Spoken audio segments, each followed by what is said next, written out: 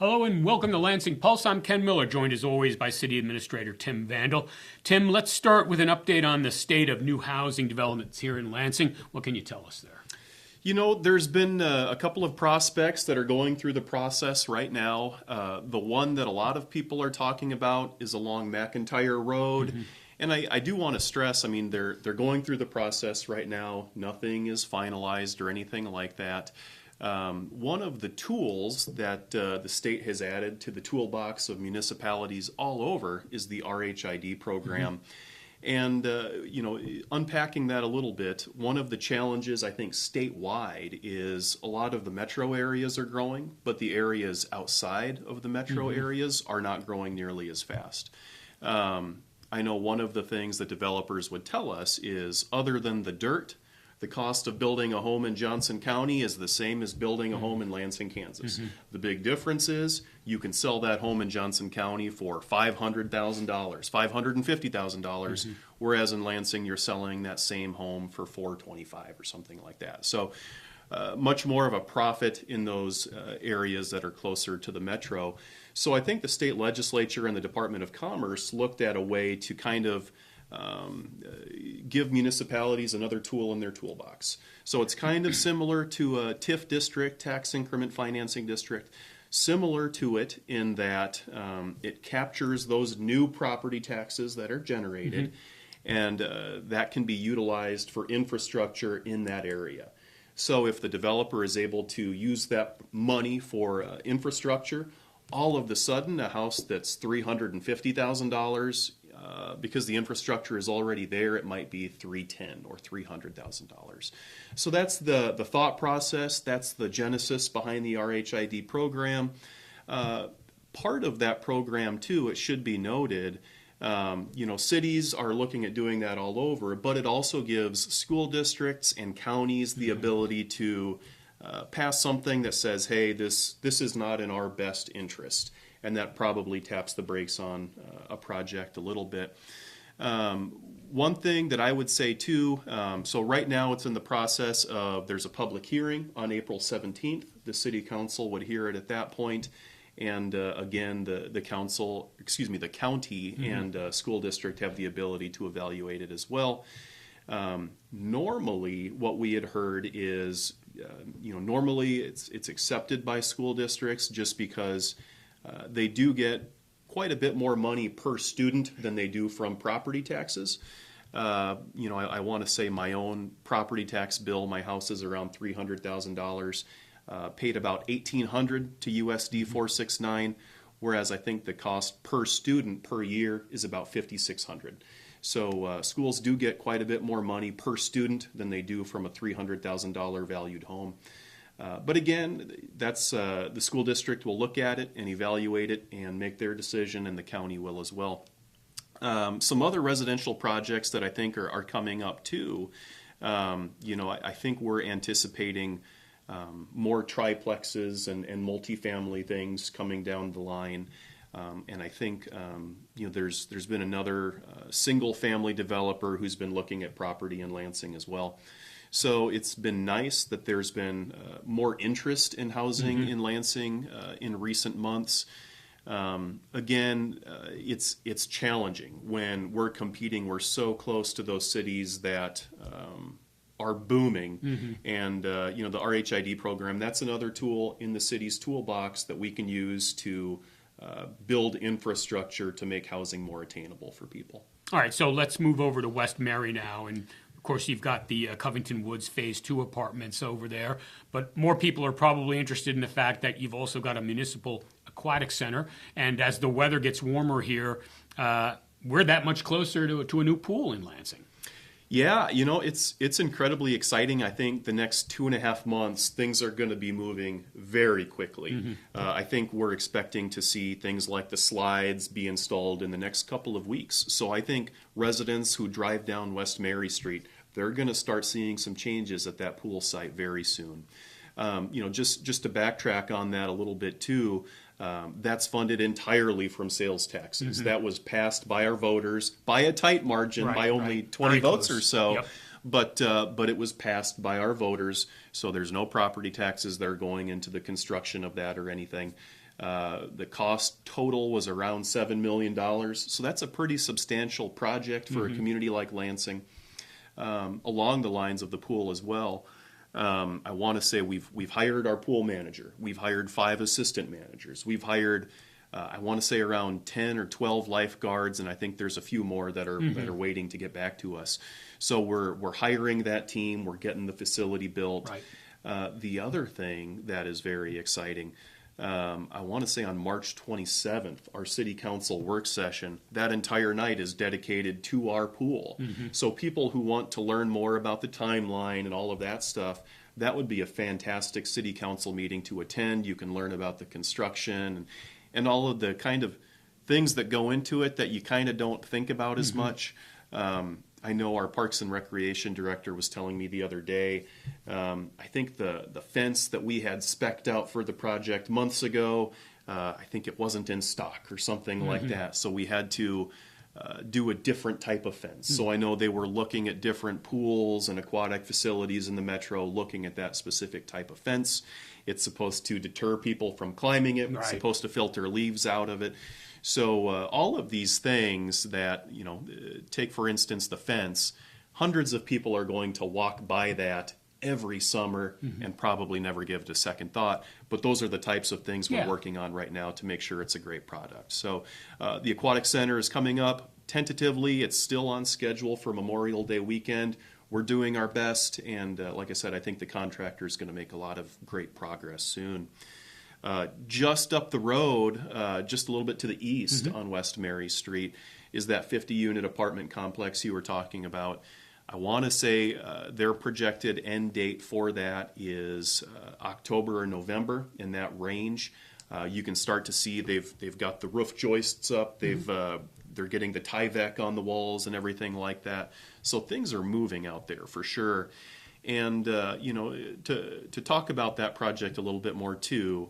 That project received tax credits from the state of Kansas. I want to tell everyone 110%. It's privately owned by a company out of Springfield, Missouri. It's not owned by the city. It's not owned by the state or anything like that.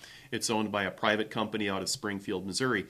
But since they did get tax credits from the state of Kansas, there are income guidelines on who can rent there.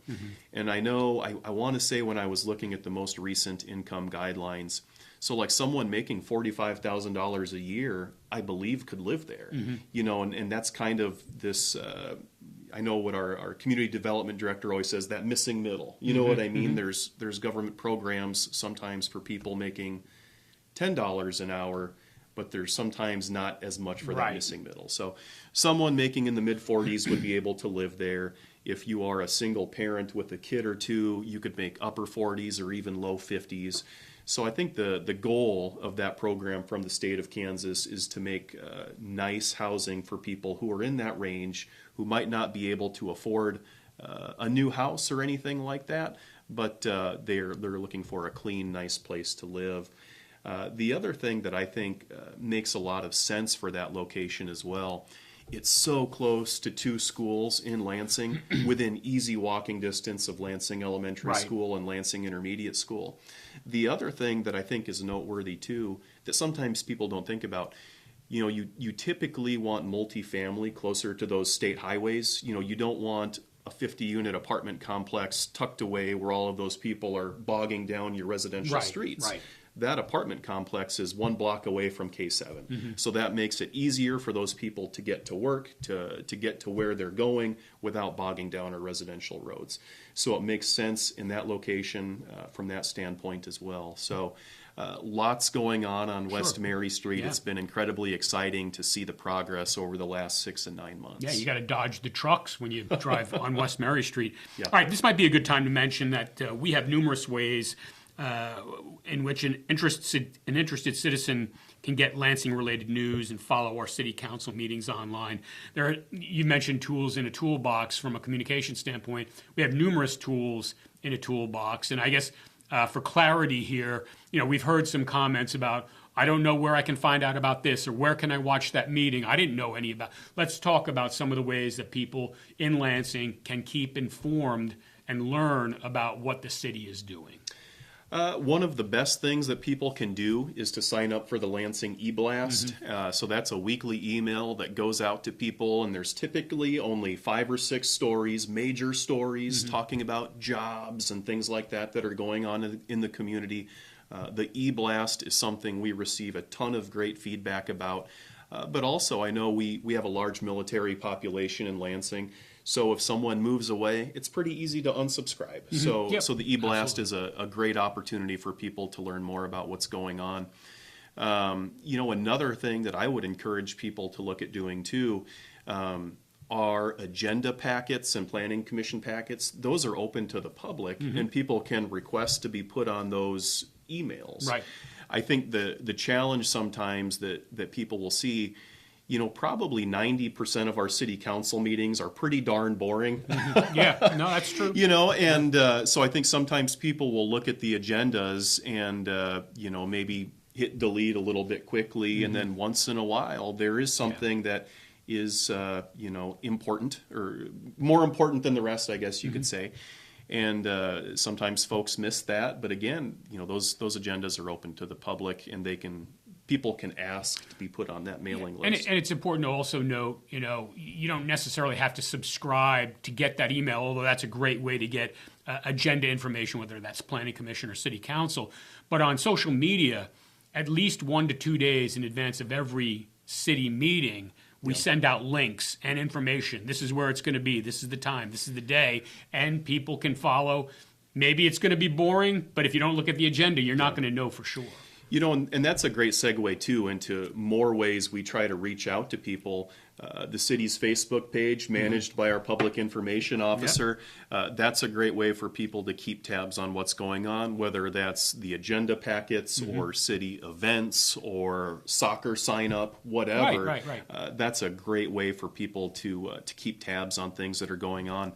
I know the city also has a Nextdoor page, as well as a Twitter or X handle or whatever you want to call it now. Right. And then not only that, we have a YouTube page. There are dozens and dozens, if not hundreds of videos on the City of Lansing's YouTube page. So that is a great way for people to learn more about what's going on.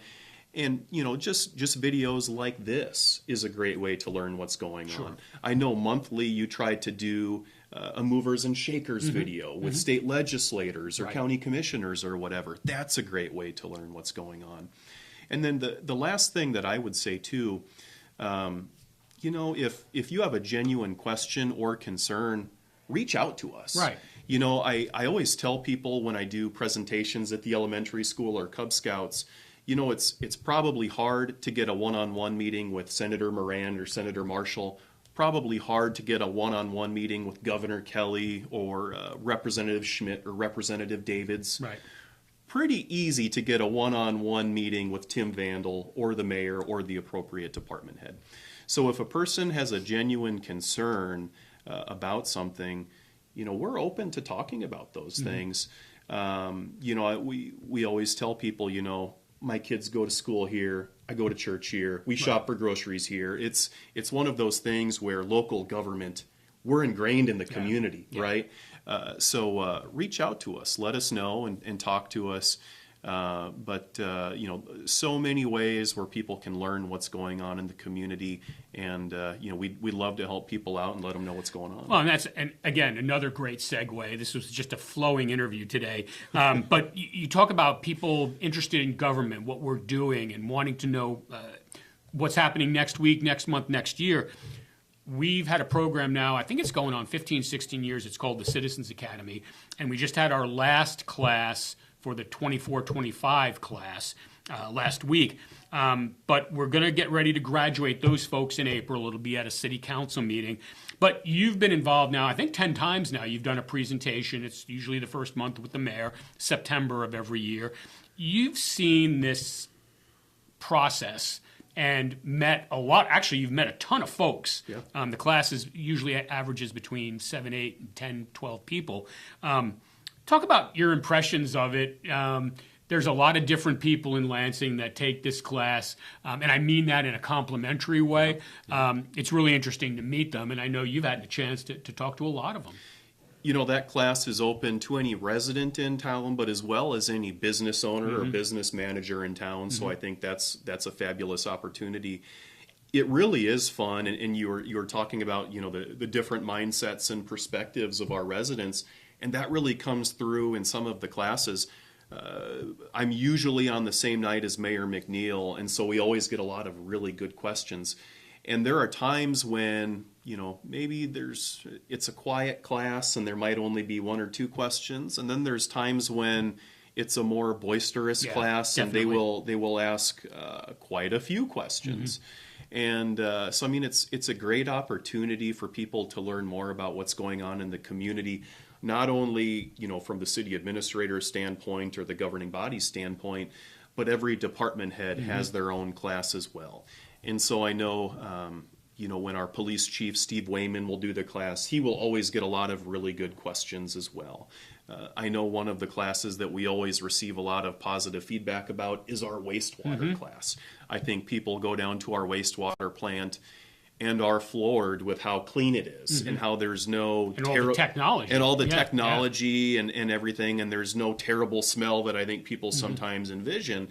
And that wastewater plant, it's kind of like a big chemistry project, Right. So it's really a fabulous opportunity for folks to learn more about what goes into running a city and all of the different departments, and it gives folks a chance to meet people one-on-one. Because I think sometimes if all people see are, that person from a distance or whatever, you might not get to know that person very well.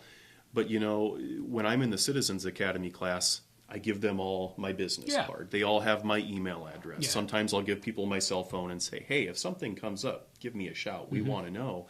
And that's just a great opportunity for our citizens, but also for our staff to learn more about, the perceptions of our residents. And I think, just to put a cap on it, I think the Citizens Academy is bearing fruit for city leadership now as well. You've got at least 2 city council members who went through the class prior to running. And you've got several other people who have run, maybe not successfully this time, but they've taken the class and they've learned about how the city of Lansing works from a staff perspective. And that can only help in future leadership. You've already got a leg up. This is how the city works. Now I'm going to help build the city through legislating, essentially. Absolutely. So it's definitely something that's bearing fruit the longer that we do it. All right, lastly, I wanted to talk about, and I personally find this as the most fun event because I go out there every year and I get a ton of videos and pictures, photos of little kids with fishing rods. Some of them love putting the bait on the hook. Some of them can't stand it. We've got people out there to help with that. But we've got the Dave Trinkle Youth Fishing Derby coming up. And I've asked you about this year in and year out. We do this video interview before the fishing derby leading up to it. But we recently renamed it in the last couple of years for Dave Trinkle. It's kind of an enduring, it's an event that has an enduring nature. And Dave gave so much to that event from its very beginning. I want to say this is the 24th year we're doing it. It may even be longer than that. But, you had a chance to know Dave and you were out there with Dave back in the day. He loved this event. So coming up Saturday, May 3rd, the Fishing Derby, be on the lookout for that. Mr. Trinkle was on the council when I was hired here, got to know him super well through the city, but also on a personal level. He was one of the good guys. He was a true Lansing man, and what a cool honor it was that we were able to name that fishing derby after him. Mr. Trinkle, I think, he probably donated a lot of money for gifts and things like that for the fishing derby, because one of the things that is super cool about the event, at the conclusion of it, because, everyone logs how tall or how long or how heavy their fishes were, there's so many prizes for those kids. And a lot of times Dave would donate those prizes kind of behind the scenes.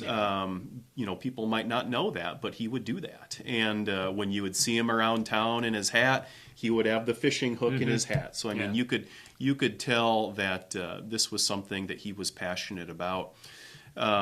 Regarding that event coming up, though, You know, that is such a fun event. Our Parks and Recreation Department stocks the lake shortly before that. So usually almost everybody is able to snag a fish, snag a whopper. And it is cool seeing all those pictures of, you know, 4 and 5 year olds holding up fish, and that's a cool memory for them. My kids did it when they were younger. It's a cool memory for me. So not only do we stock it with fish, I want to say probably 95% of the fish that are stocked in there are, I think they're sunfish or something like that.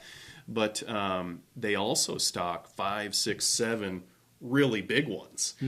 So that's really fun too, when, you know, the vast majority of the fish are this big, but once in a while you will see a kid snag one like this. And just an amazing event. The other thing that is so fun about that event too, we offer lunch for the kids and their parents. Last I heard, I think it was $5 or $6. $5. So hot dog, bag of chips, can of Coke, whatever. Can you imagine anywhere else where you can get a lunch and fish all day for $5? So just a wonderful event. And, you know, Mr. Trinkle was huge in that event. Even back when it was at Lost 80 Park 20 years ago, he has just been instrumental in laying a good foundation for that event. So he is missed. Yes, I know our council misses him. You know, I just have so many fond memories of my time with him. So great event coming up Saturday, May 3rd. Be on the lookout for the press release advertising. Yeah, we'll have information coming out about that real soon. All right, I've been speaking with Lansing City Administrator Tim Vandall. For Lansing Pulse, I'm Ken Miller.